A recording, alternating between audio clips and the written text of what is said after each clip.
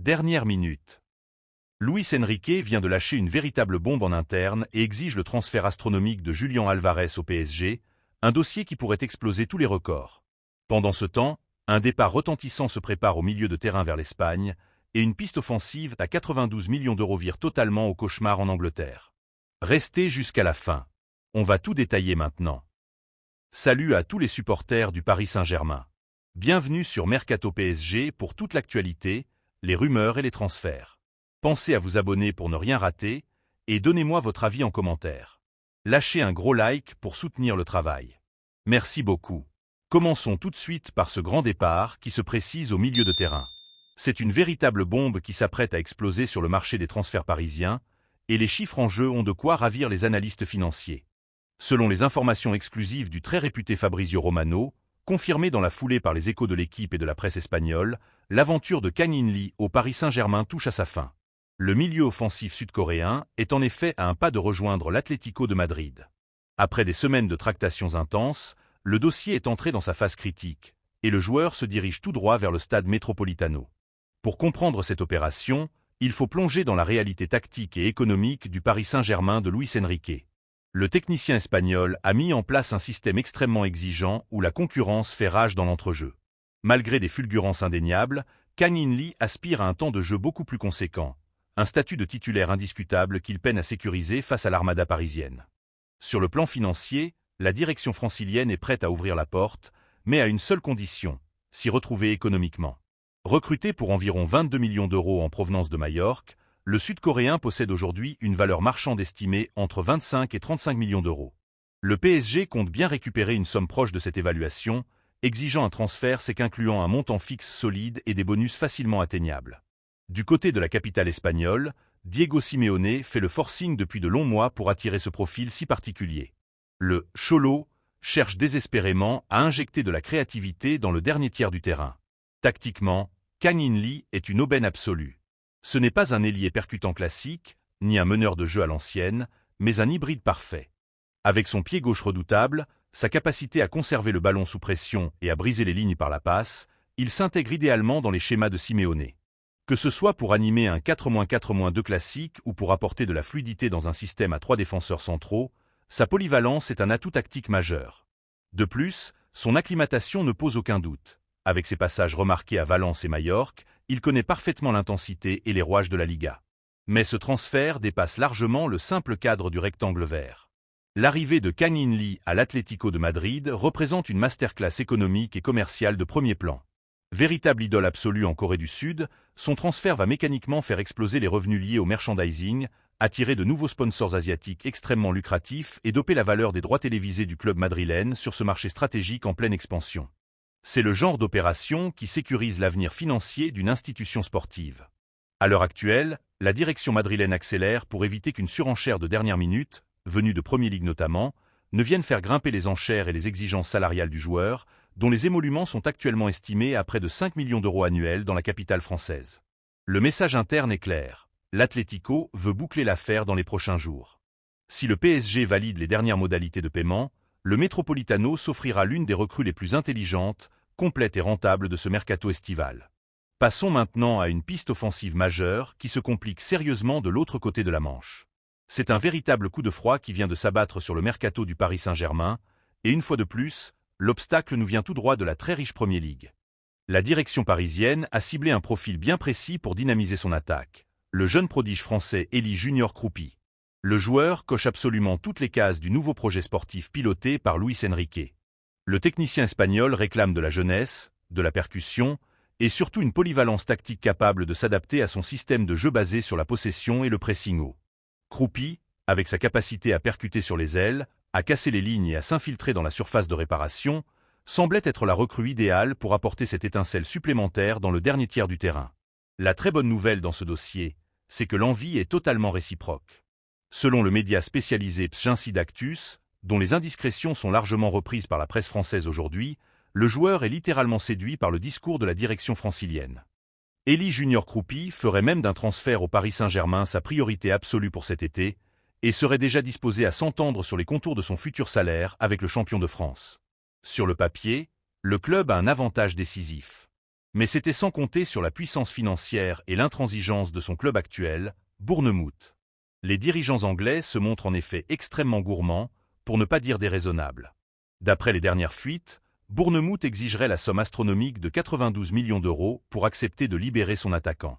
Un montant qui donne tout simplement le vertige, surtout quand on sait que la valeur marchande réelle du joueur est plutôt estimée aux alentours de 40 à 45 millions d'euros par les experts du marché. Comment expliquer une telle inflation? C'est le paradoxe du football anglais. Les clubs de Premier League, gavés par des droits télévisés colossaux, n'ont absolument aucune obligation de vendre. Ils peuvent se permettre de fixer des prix prohibitifs pour bloquer leurs meilleurs éléments et dicter leurs lois sur le marché européen. Face à cette exigence délirante, la direction parisienne a logiquement mis un coup de frein brutal. Le PSG refuse catégoriquement d'entrer dans une surenchère aveugle et de surpayer un dossier devenu beaucoup trop lourd financièrement.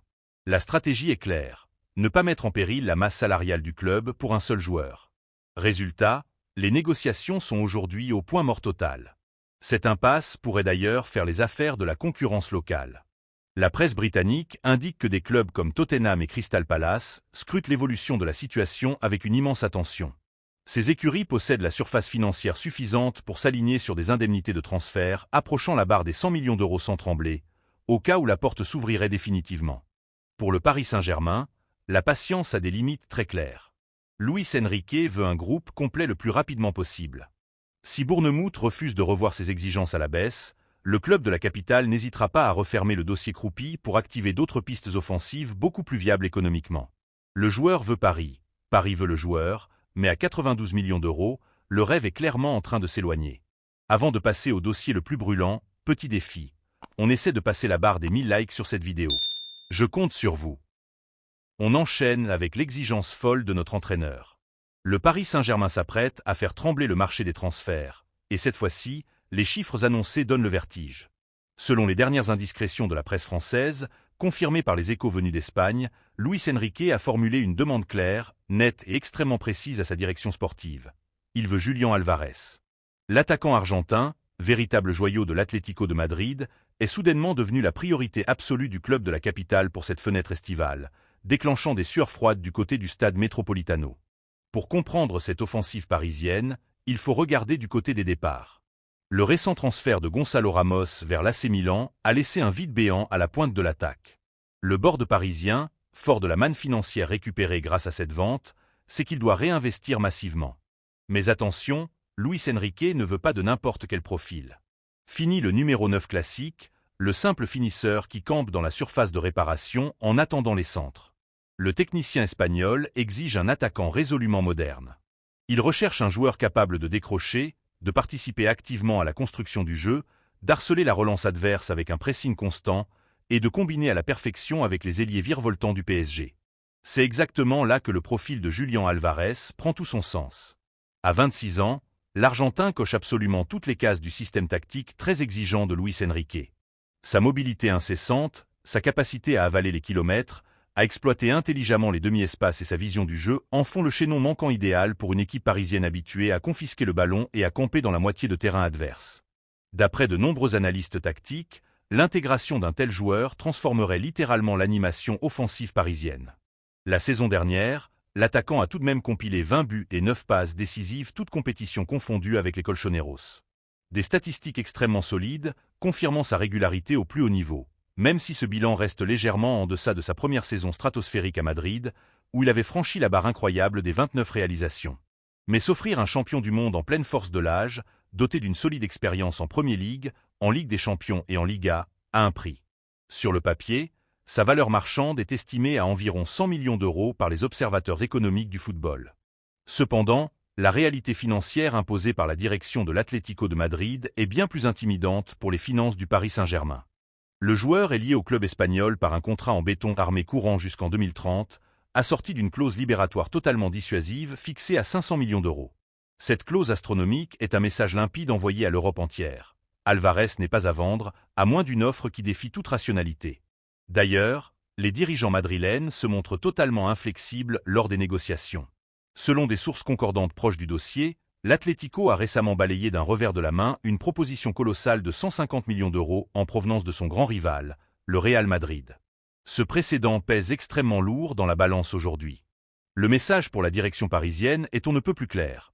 Pour avoir ne serait-ce que le droit de s'asseoir à la table des négociations, il faudra aligner une offre au moins équivalente, voire supérieure à ces 150 millions d'euros. Et cela, sans même évoquer le contrat en or massif et le salaire XXL qu'il faudra proposer aux joueurs pour le convaincre de rejoindre la France, des éléments qui viendront forcément impacter la masse salariale du club. Si le Paris Saint-Germain possède indéniablement la force de frappe financière pour assumer une telle opération record, l'argent n'est pas l'unique clé de ce dossier très complexe. Pour l'Atlético de Madrid, perdre un joueur avec une telle abnégation, un tel leadership et un sens du but aussi aiguisé signifierait devoir lui trouver un remplaçant de classe mondiale dans l'urgence. Or, sur le marché actuel, les attaquants de ce calibre sont rares, surcotés et presque inaccessibles. Le club espagnol considère l'Argentin comme un atout purement stratégique, la pierre angulaire de son projet sportif, et absolument pas comme une simple variable d'ajustement financier. La pression monte donc d'un cran. Luis Enrique pousse très fort en interne pour que le PSG casse sa tirelire et finalise cette opération.